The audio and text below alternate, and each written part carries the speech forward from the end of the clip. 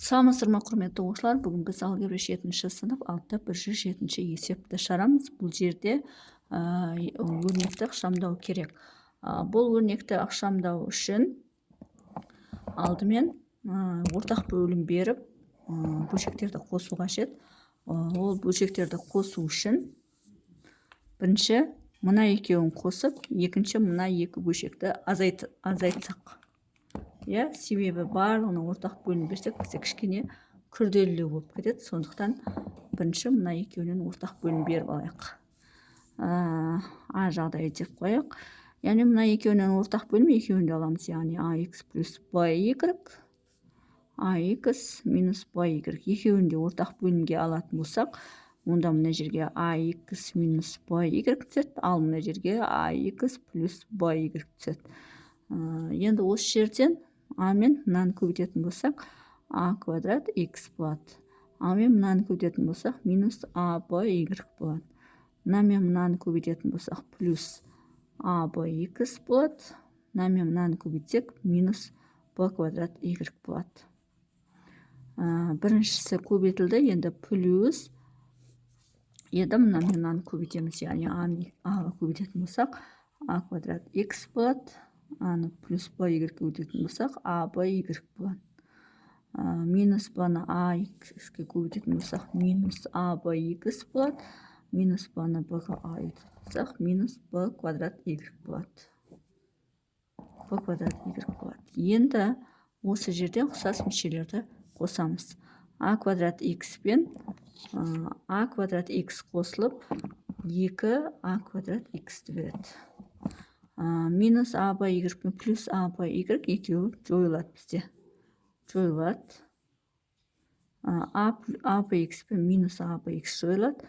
BY квадрат пен B квадрат Y екеуі қосылып, минус 2 B квадрат Y береді.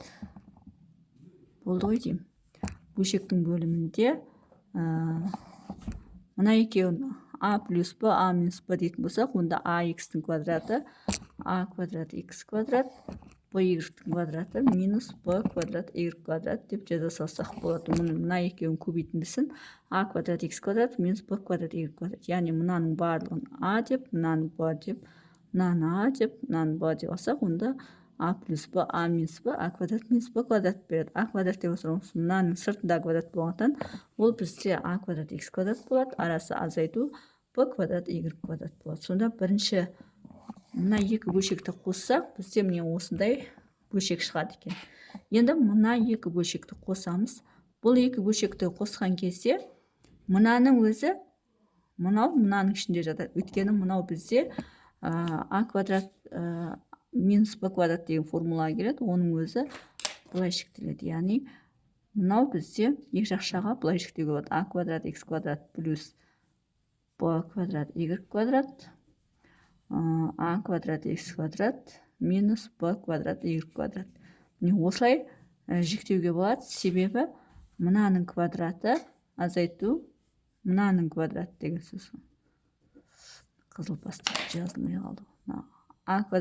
А плюс Б, А минус Б деген сөз. Ал квадраттары Аның 4 дәрежесі 4 дәрежесі, Б-ның 4 дәрежесі, Y-ның 4 дәрежесі деген сөз. Ал бұның ішінде мынау бізде кіреді. А квадрат X квадрат плюс Б квадрат X квадрат міне бар. Сондықтан ортақ бөлімде осыны аламыз.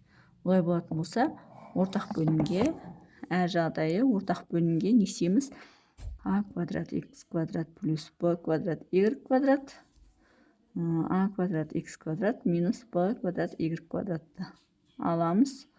Ортақ бөлімге соны алатын болсақ, онда мына А квадрат плюс Б квадрат қысқарып кетеді. Бізде А квадрат минус Б квадрат Y квадрат. Яғни мынаған А квадрат X квадрат минус Б квадрат Y квадрат түседі. Ал мынаған өз-өзіне бөлсек 1 түседі. Олай болатын болса, мынаны көбейтеміз. Онда Аның квадратына бөлсек, Аның 4 дәрежесі болады. Мында жазамыз Аның 4 дәрежесі. X квадрат көбейтсек, X куб болады. X куб көбейттік. Мында 2 бар екен. Сыртына 2-ні жазып қойсақ, жақшаның сыртына 2-ні жазып қойсақ, мынаны көбейттік. Енді мынаны көбейтеміз. Ол кезде ешқандай ұқсас нәрсе жоқ. А квадрат X, Б квадрат Y квадрат болады. Сонда минус болады алды. а квадрат x b квадрат y квадрат. Енді мынаны көбейтеміз. Бұл жерде де ұқсас ештеме жоқ. b квадрат y а квадрат x квадрат болады. Плюс b квадрат y а квадрат x квадрат. Мынаған көбейтетін болсақ, b-ның 4 дәрежесі y куб. Яғни минус b-ның 4 дәрежесі y куб болады. Жақшаның сыртында 2-ні әлі көбейтпеді. Минус 4 a-ның 4 дәрежесі x куб, минус b-ның 4 дәрежесі y куб. Енді осы жақшаларды ашсақ, бірдеме өзгерер ме екен? Енді ашайық. 2 ұқсас мүшелер бар ма? Ешқандай ұқсас мүшелер барлығын 2-ге көбейтеді саламыз. Сонда 2a-ның 4 дәрежесі x куб минус 2a квадрат x b квадрат y квадрат плюс 2b квадрат y a квадрат x квадрат минус 2b-ның 4 дәрежесі y куб. Енді мына минус 4-ке көбейтеміз, яғни 4a-ның 4 дәрежесі x куб плюс 4b-ның 4 дәрежесі y куб.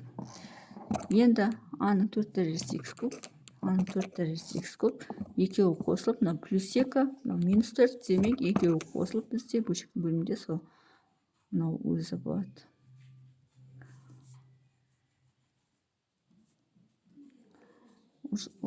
Тең. Енді не істейміз? Мұнамен мұнаны қосамыз. Минус 2a-ның 4 дәрежесі x куб қалады.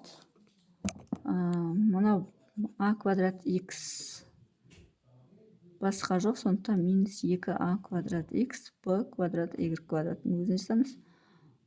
Мынау да басқа жоқ, сондықтан 2b квадрат y a квадрат x квадрат. Мынау бар бізде, мынау және мынау бізде плюс 2b-ның 4 дәрежесі y куб болады. Ортақ бөлімге мына екеуін a плюс b, a минус b деп көбейтеміз ба? Или осы күйінше жаза салайық.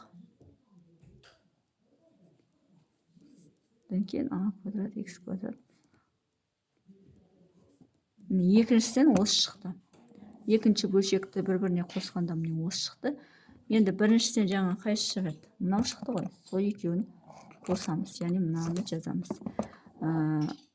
В жағдайы деп қойық. 2a квадрат x минус 2b квадрат y бөлінген a квадрат x квадрат минус b квадрат y квадрат. Қосу, енді мынаны бөлшектің бөлімін жазамыз. a квадрат x квадрат плюс b квадрат y квадрат a квадрат x квадрат минус b квадрат y квадрат. Ал мына осын жазамыз. 2a-ның 4 дәрежесі x куб. Енді бұл жерде кішкене шыдам керек. Себебі мен бұны 3 рет шығардым, бірақ бір әдемі жауап шыққан жоқ. Сондықтан бұл бізде менің 4-ші рет шығардым. Біріншісінде шыққан дұрыс шықпай қалғасын, мен қайтадан өзім 2 рет шығардым.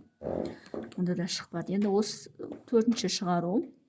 Мына бөлшектің бөлімі мынау бар. Ол мына ішінде бар. Демек ортақ бөлімге осының барлығын өзін аламыз.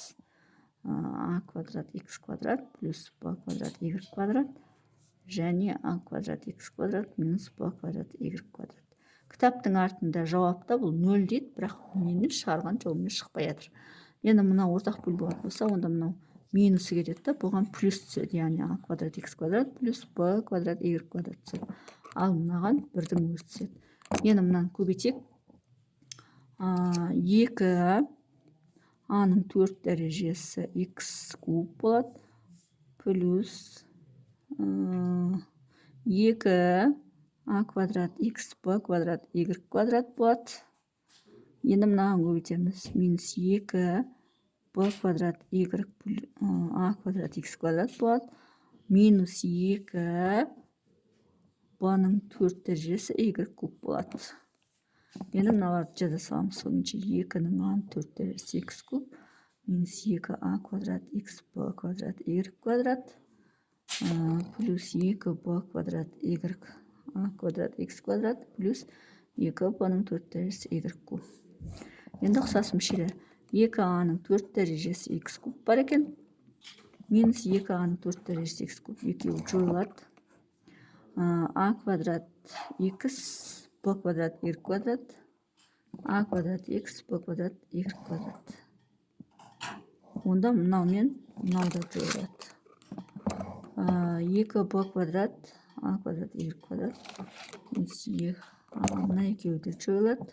0 болатын сияқты ғой. Бұның 4 дәресі y куб.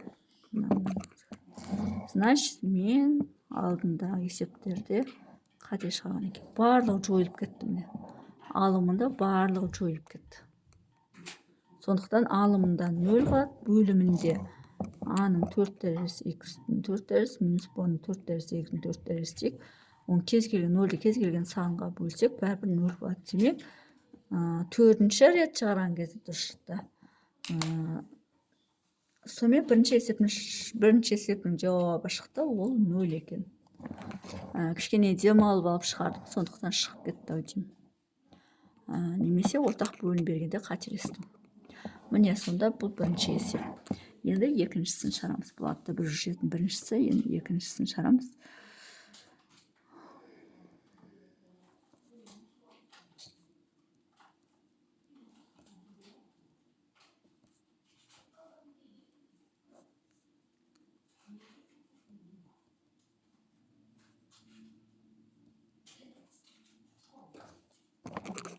Берілген жазып отыр.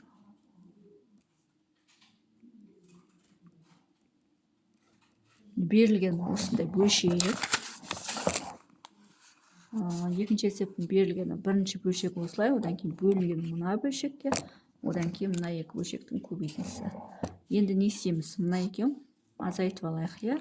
Ортақ бөлімге а-ны берсек, а жағдай. Мынаған а-б түседі, мынаған 1 түседі. Бөлшектің бөлімінде а-б қалады. А квадрат плюс b квадрат болады. Минус 2аб болады. Енді а квадрат минус 2аб плюс b квадрат, ол бізде а минус b-ның квадратын береді, бөлінген аб. Демек, алғашқы бөлшектен осы шығады. Енді мына бөлшекті қосамыз. Ә жағдайы ортақ бөлімге мынаның өзін береміз, яғни а квадрат плюс 2аб плюс b квадратты береміз. Мына жерге 1 түседі, ал мына жерге өз түседі. А квадрат плюс 2аб плюс b квадраттың өз түседі. Мына бірінші мынаның өзін жазамыз, яғни 2а квадрат плюс 2аб-ны жазамыз. Енді мынаның барлығы минус 1-ге көбейтілген оңда, барлық таңбалары минусқа өзгеріп кетеді. Мынау да. Сонда минус а квадрат минус 2аб минус b квадрат деген сөз. Осы жерден енді мына 2аб минус 2аб жойылады. 2а квадраттан а квадраттасақ бізде а квадрат қалады. Мына жақта минус b квадраттың өзі қалады. Бөлшектің бөлімінде мынау бізде а плюс b-ның квадратын береді, яғни а плюс b-ның квадрат дейміз. Енді мынау а квадрат минус b квадрат екі жақшаға шектеледі, ол бізде а плюс b, а минус b деген сөз. Ал бөлшектің бөлімі а плюс b-ның квадраты. Енді осы жерде мынамен мынаның квадраты келеді, сонда бөлшектің алымында а минус b қалады, бөлшектің бөлімінде а плюс b қалады. Екінші жақшадан осы шықты. Енді екеуін бір-біріне бөлейік, яғни мынамен екінші жақшадан бөлеміз. В жағдайы а минус b-ның квадраты аб бөлу екіншісінен бізде міне а минус b, а плюс b шыққан, соны бөлеміз, яғни а минус b бөлінген а плюс b. Мынаның өзін сол күйінше жазамыз, яғни а минус b-ның квадраты бөлінген аб. Енді мынаны көбейтуге айналдырамыз. Көбейтуге айналдырсақ, бөлшектің бөліммен алымы ауысып кетеді. Болатын болса а плюс b алымына кетеді, а минус b бөліміне кетеді. Осы жерден мынамен мынаны қысқартамыз. Квадрат кетеді, сонда мынау бізде алымында а плюс b, а минус b қалады, ал бөлшектің бөлімінде аб қалады. Сонда мына екі бөлшекті бөлгенде не осы шығады. Ендігі жағдайы мына екі бөлшекті қосамыз. Қосқан кезде ортақ бөлім а плюс b мен а минус b-ның өзі болады, яғни а плюс b, а минус b-ны ортақ бөлімге келтірсек, онда мынаған а минус b, мынаған а плюс b түседі. Өздерін көбейтеміз, яғни а минус b плюс а плюс b. тең. Енді осы жерден минус б мен плюс б жойылады. Алымында 2а қалады. Бөлшектің бөлімінде а плюс б, а минус б қалады. Ең соңғы жақшадан осы шықты. Енді не істейміз? Мына үшіншісіне мынаны көбейтеміз. Демек, д жағдайы деп қояйық. А плюс б, а минус б бөлінген а б-ны көбейтеміз. Мына, яғни 2а бөлінген а плюс б, а минус б-ға. Осы жерден мына мен мынау қысқарады. А мен а кетеді, 2 бөлінген б қалады. Сонда екіншісінен 2 бөлінген б шығады екен. Сонымен есептің шығар жолы осындай. Егер есептің шығар жолы түсінікті болса, лайк басып, комментарий жазып, каналыма тіркеліп кетсеңіздер болады.